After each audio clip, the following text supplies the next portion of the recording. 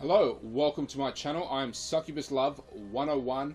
If you're not familiar with who I am, essentially I'm taking a scientific approach to the concept of summoning and or making contact with a succubus. I'm also presenting any research I find, gathering it together, filtering it down, and uploading it to you guys so you guys can examine it as well. I'm also very bad at chess. I'm not really playing it. I'm just simply needed something in the background while I recorded these sessions. So in this episode, I thought I would cover the first case files. The previous episodes that I have uploaded were simply me talking about what I'm going to talk about. So this is the first real episode that I'm uploading where I've actually demonstrating or presenting my research.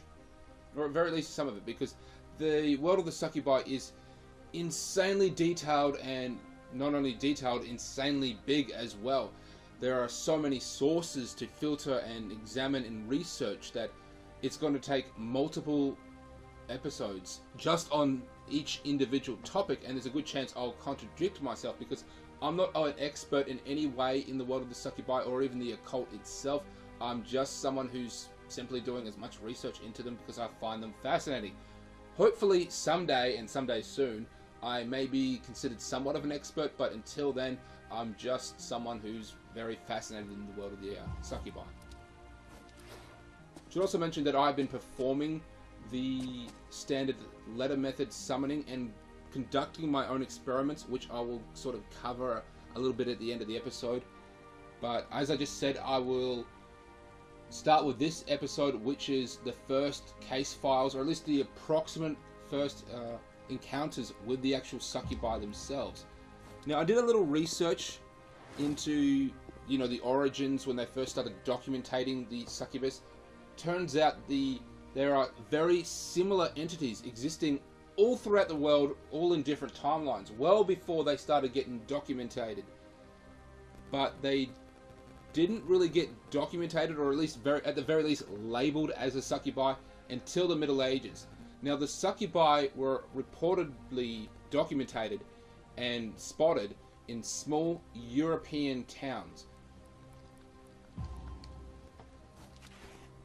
It's believed, well, at least I believe, that the succubi were just simply targeting these small towns because they were very isolated and far less likely to draw attention to themselves, not only from the humans, but quite possibly other succubi, because, it's possible that the rules and laws weren't, enforced as much as they were. Perhaps the concept of a rogue succubi could exist back in those times, where today they themselves would have access to better ways of tracking rogue succubi. It's very complicated, and at some point I will cover that in another episode in regarding their law. But nowadays succubi have to, or at least they do, follow laws and guidelines and protocols, and I'm generally just theorizing that back then they didn't have to do that. So there's a good chance why they were so hostile and also got a bad rap, because not only humans didn't really understand what was happening, but the succubi may or may not have any rules or guidelines, so they simply went out. Not only the fact that there could simply be additional factors that I'm not aware of yet, so I will have to research and theorize why they were considered to be hostile and very dangerous when they were first encountered. Anyway, back to it. Now, the succubi were getting spotted in small European towns, basically in the middle of nowhere, as I just said, but possibly because they didn't want to get detected. Now, their primary target was a single male, preferably a male who lived by himself, but at the very least a male who simply slept alone in his room. And the succubi would, once they found their target, would simply move in. Well, they wouldn't move in per se. They would make their way into their room. They would physically be there, and I don't mean that they showed up in spirit. They were physically in the room with this man. Whether they somehow teleported in, it's kind of unlikely that they did that. Some sort of, I guess, when they transported in, or quite possibly, and more reasonable, they just simply broke into this guy's house. And what happens next was quite interesting. Now, that they had a variety of chemicals, pheromones and of actual chemicals themselves that they used to their ability. They also they possibly have psychiatric abilities to manipulate the perception of the male, but essentially they would put the male into a trance-like state, manipulating his memories so the male wouldn't become aggressive towards the succubi or the succubus or the succubi. There's a very good chance that more than one was going after this guy at the same time. And once they have done that, they would have sex with him. Simple as that. They would have sex with this male. The male would be, it's kind of hard to say, I'm guessing between 21 and 40. Just a simple, healthy male who preferably lives alone, and they could do whatever they want without really drawing too much attention. They would have sex with the male, not only to gain his life force, which once again I'll cover that in another episode, but quite possibly his semen as well, for protein reasons. Yes, that will be covered in another episode. Even possibly for reproduction, but most likely just for the essence or the proteins from the semen itself, and of course, his life force. Once again, I will cover that in another episode. That is going to require significantly more research, and yes, that will be very interesting to cover, which I do look forward to. So once the succubus or the succubi have had their way with the male, the next day the male would have two outcomes.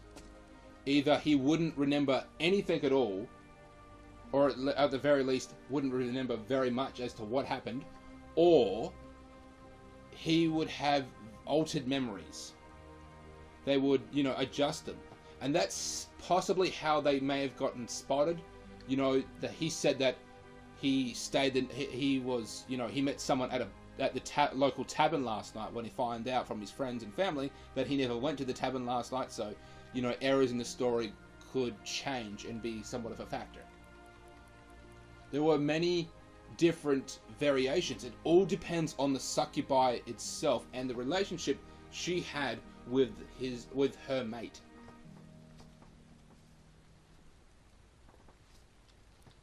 Just moving on here.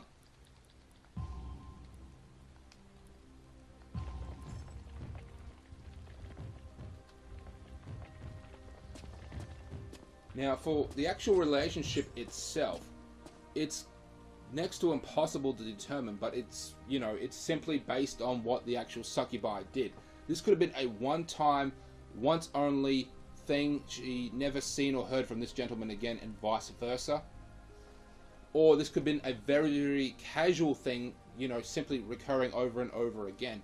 Eventually, the succubi would draw too much attention, quite possibly from the male simply being drained or changing his habits. And that is the main method that the succubi used, at least back then. It's quite possible that they're doing this today, but that was the main method they used back then. Another method, which is not really the main method, but it's pretty high up there, was the succubi, often in small groups. Determining how much they were, it could be between 3 to, let's say, 7 succubi occupying a small town. They would literally move into a small town. They would disguise themselves as humans. Now, succubi, this is part of an anatomy episode, could disguise themselves as humans as long as they had enough of the, well, I guess essence or life force to adjust their appearance. Once again, this is going to be covered in a whole other episode, and yes, it will be scientific based. I'm not just saying magic or power or protein, stuff like that. It will be a scientific explanation of what they could actually do, but essentially a succubi are key at adjusting their appearance. So they would disguise themselves as humans and simply live among them. They would tell the local townsfolk that they were sisters or a family, mother, daughters, things like that, and it's quite possible that they actually were sisters or related to each other. And they could disguise themselves not only as a human, but multiple humans. And from doing this, they could go into a town and basically start mating with as many available, men as they could. They didn't have to disguise, they didn't have to alter reality or perception in any way. They could just simply move about. So one succubus could have 2 or 3, boyfriends, if you will, or even, mistresses. Well, the succubi would be the mistresses. And then she would change her appearance and then have another set of boyfriends as well. And that applied to all the available succubi in that little group. So they could take on dozens of men in a small community. And they wouldn't go after a single male because they stayed in a human form the entire time. So they didn't have to be quite as subtle. So they were seducing married men, single men, anyone available, anyone willing, which was quite easy for them to do. And literally you start using the resources of the town, which was the men.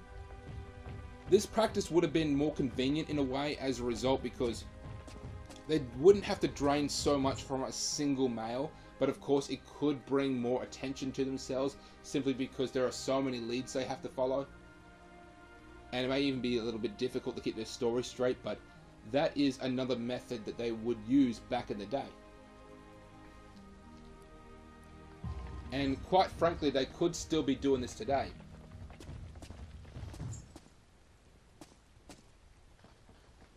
So I'm going to get into a particular case file that got me interested. Now, I'm still somewhat vague that this was even possible, but there are a few references to this particular type of method that the succubi did use. And at the very least, I find it the most interesting out of the case files that I did find. Once again, that's just what I've been able to find, so I can only really present the information that I do find or research. So there's a good chance that there'll be other more interesting case files, but the most interesting one that I've been able to find dates back to the Victorian era. Basically, noble families, wealthy, high-ranking families. At one point, the head of the family, or at least the head male, made a deal with a succubus, or possibly the succubi. Exactly if the succubus or succubi contacted the male first, or the male contacted them, is completely up to the scenario. My guess is there's probably so many scenarios on this, it probably happened either way, at the very least once. But at times of uncertainty, the male would make a deal with the succubi to make sure that the family reigns supreme, to keep the legacy of the family alive. So the succubi would work for the family to some extent. She could use her abilities to manipulate the situation, such as she could manipulate the actual head of the household himself, make him more confident, stronger, level-headed, the kind of person that they needed him to be.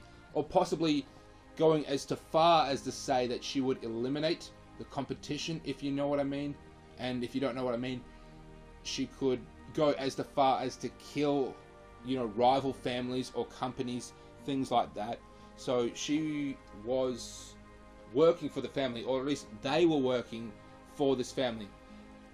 In reward, or at least the benefit from the succubi, is that they would physically move in with this family, disguising herself as a human. From what I've been able to find, a maid was apparently their most favored disguise when assembling with them humans, but she could probably manipulate the situation or reality or the perception where she would actually be doing a lot of work, but really she'd be sitting on her ass. There's other incidences where she would simply move in as a guest of the family. She'd say that she's an aunt from out of town, or she's their cousin or sister or something like that. Something that is like direct immediate to the family. She would convince the members of the family that she was one of them. As a result, she reaped the benefits of the family's success. She was given beautiful jewelry, clothes, presents, food, and of course shelter, and not just shelter, a good, lavish lifestyle. She, or maybe perhaps them, would reap the benefits that way. and thus securing their benefit, thus securing their, the family's position, as well as the succubus's free-range lifestyle. And there is another factor as well, and this is one of the key factors, is that the succubi would be having constant relations with the head of the household. So even if the head of the household was married, she would have to have relations to him on the side. Now, whether the other members of the family were aware of this was unclear. It's even possible that the succubus wanted more heirs to the family so she could keep, living off the head of the family. So she would actually go out, find a mate for the head of the household, find a wife, bring her back, could possibly manipulate the situation, manipulate the perception, and simply secure a mate for the head of the household to reproduce, and then the offspring would actually take the head of the household, and then she would start to mate with this. This could actually go on potentially for generations. It's even possible that this is still going on today. This is what is quite fascinating. That has really got me thinking about that this was not only a tactic the succubi used, but is very much, it still could be going on today. Rich, wealthy families living along the side with a succubus, or possibly succubi. And once again, it's completely up to the scenario as to who would know. It's even possible that not even the head of the household or head of the family even remembers making the deal, or is completely, long since dead. But the deal that he originally made is still in effect. She is assisting the family in any way, manipulating the memories so that she can live amongst them without really getting spotted, and then, eventually mating with the head of the household, and also, securing the safety and the nobility of the actual wealthy family. It's a little difficult to explain like that, but that's as best as I can summon it up. At the very least, I find this to be the most interesting method that the succubi took in order to simply live with the humans. They had a relationship as well. There was a couple little references to this case file, is that the head of the household did die young, or at least not just the head of the household, but the heads of the households, the males the men at the very least, did die younger than what they were supposed to. Once again, this is completely up to the succubi themselves as to what relationship they have with the male. Perhaps they simply got a little bit greedy and took more than they needed. Perhaps they simply didn't. Perhaps they learned to only take what they needed and got anything else from other members of the family, or simply outside of the family. I just find that very fascinating, and I look forward to doing even more research into that world.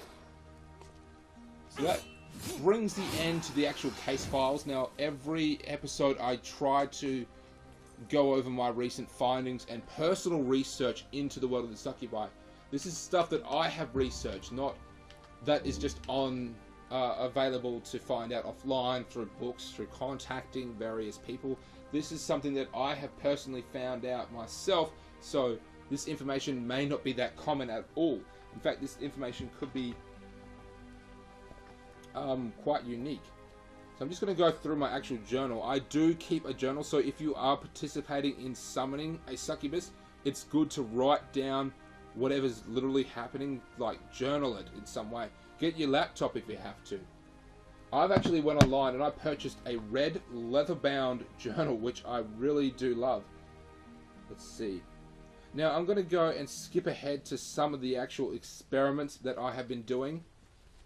This isn't actually like lately, because last few episodes I've been reading what's been happening, like 11 weeks ago, because that's when I started doing, or it's a lot more than 11 weeks ago. It's about 15 weeks ago, actually, I started performing the summoning and recording the results, which, by the way, I have had very mixed yet very strong results that I wasn't expecting. Either way, I have had success in this. So I've been recording the results. I'm skipping ahead to some of the final entries that I just did. I will, go back to the beginning at some point, but I just thought this last entry was a little interesting. I'm conducting an experiment regarding pheromones and contacting some of the succubi. You see, there's this shirt that I wear around the house. I like to wear this shirt as soon as I get home from work. It is a bit dirtier than what it should be, and I've had it for some time now. So it is literally infused with my scent.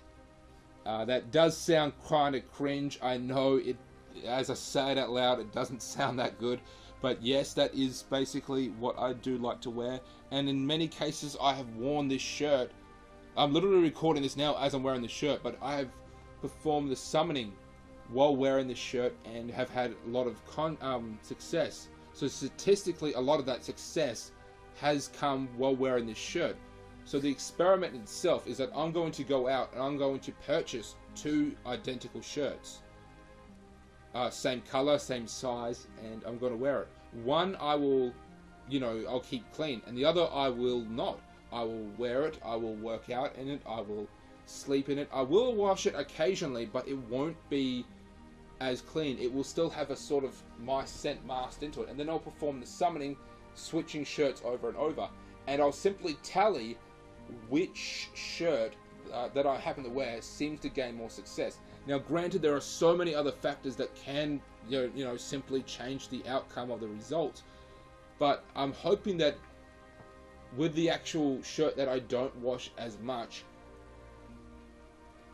would draw more attention, so therefore the succubi would be more interested in pheromones. So pheromones themselves could be a key to summoning the succubus as well. Granted, there are so many other little factors. There's another experiment that I wanted to try as well called the milk experiment. I found out from more than a few places that the succubi may or may not enjoy hot milk. So perhaps, actually performing the summoning, I will heat up some milk and, leave it on the table, or perhaps even leave it in the room for the actual succubi to enjoy for herself in some way, hoping that the smell and the taste itself could attract them more. Once again, so many different factors in regarding to that experiment. What milk should I use? What temperature? What vessel? And by vessel I mean what cup? Should I perform the actual summoning with the milk on there? Should I leave the milk in the middle of the room? There are so many different factors in regarding to the experimentation of the succubi, so it's going to take me hundreds and possibly thousands of attempts to really narrow it down, to try to yield the best results, and then hopefully someday I can give those results to you guys. But that is the end of the episode for now. I will upload other episodes soon. If you want to hear which topic you want me to cover in the next episode, please write it down in the comments. Otherwise, I'm just going to start writing down or presenting what research I like to find next. Anyway, I'm Succubus Love 101. Thank you for tuning into my channel, and I hope to do it again soon.